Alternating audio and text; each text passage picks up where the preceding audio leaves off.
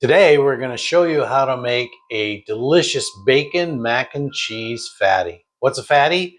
Well, it's a sausage casing wrapped in a bacon weave and usually has a filling. In this case, we're going to do mac and cheese. How? How's it not going to run everywhere? Let me show you. Let's get at it.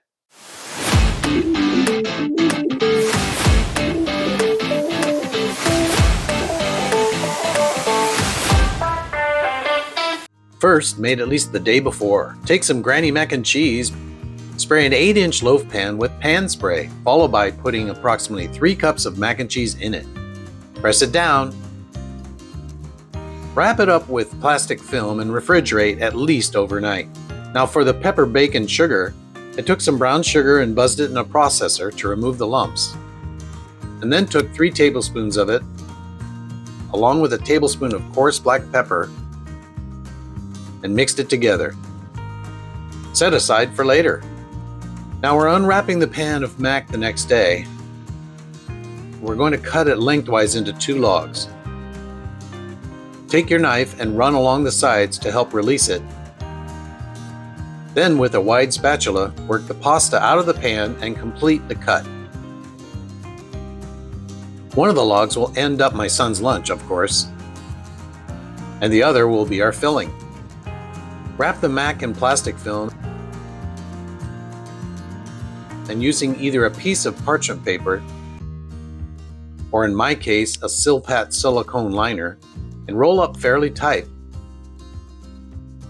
Working with your hands, gently squeeze the mac so it's round on the corners, but don't squeeze it so hard it breaks up. Refrigerate for later.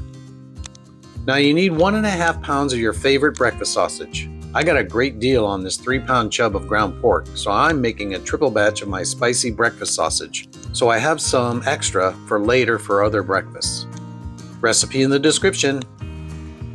Once I have it all mixed up, I'll pull off what I need. Next, we need 4 ounces of cream cheese, so we cut it in half and let it soften. And then we will add this to our sausage as an extra binder to help the sausage stay together. Continue to work the cheese into the mix until blended, and then take a 1-gallon freezer bag and put the sausage in it. This is a little chef's cheat, and you will see why. Close up the bag most of the way and press it down with your hands to get it started. Then take a rolling pin and roll it out to about 1/2 inch thickness, working it into the corners. Now set this aside. Now we can work on the bacon weave.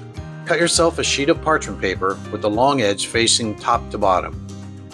I'm using low sodium Costco bacon here. You will use about 1.25 pounds of standard thickness bacon for the weave, but how many slices depends on the bacon's width. Let's say you have to lay out about 7 to 9 slices vertically to get about a 1-foot width. We start the weave by folding up every other slice about 2 inches and lay a slice of bacon horizontally across the unfolded slices. Stay with me here. Fold the slices back and then fold the other slices down to the horizontal slice and add another horizontal slice, keeping it tight to the edge so we get a nice tight weave. Unfold the vertical slices and continue working up, alternating the slices until you get to the top.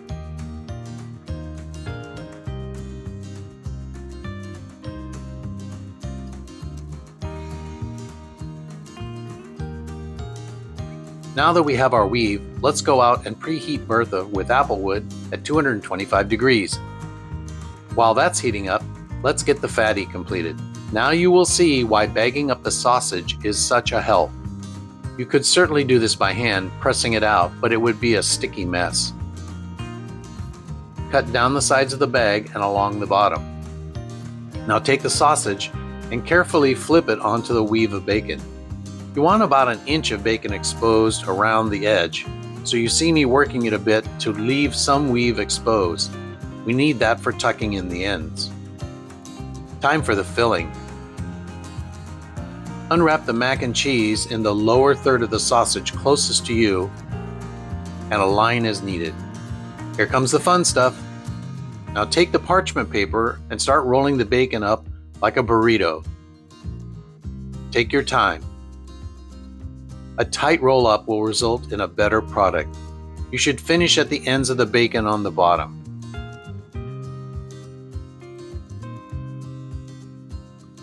Take the sausage peeking out the ends and close it off so the mac and cheese is not exposed.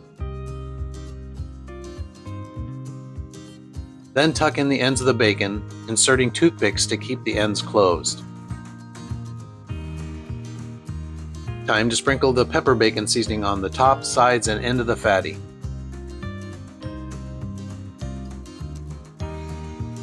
There you are, ready for the smoker. Let's get this party started. Carefully take the fatty and place it in the center of the smoker. Insert your meter pro thermometer into the end. We are shooting for 160 degrees Fahrenheit ending temperature. The final time was about 2 hours later, but I went by temperature, not time. That looks like a beauty. Carefully lift out with a spatula. Yep, a beaut. Let's get her inside.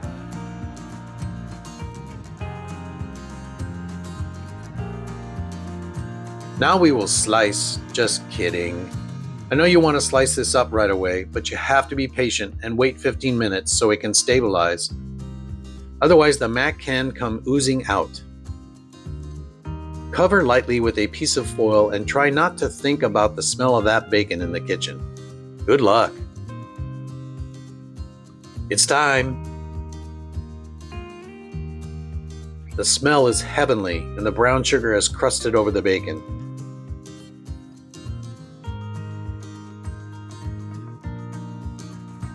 Time for the moment of truth.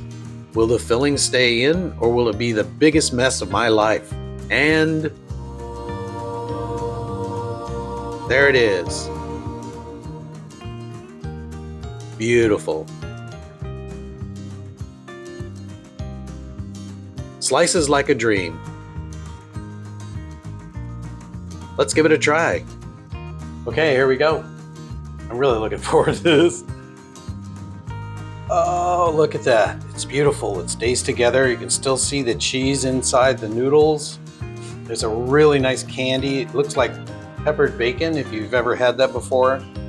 So let's give it a bite. Oh man. It's so good.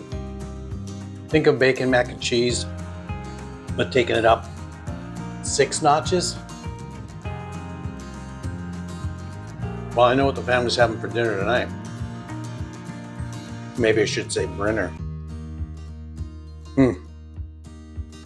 So there you have it.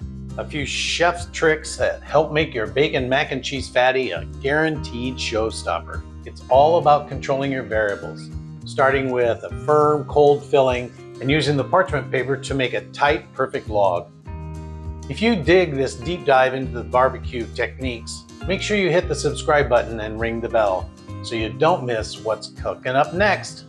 Thanks for watching. Later, Gator.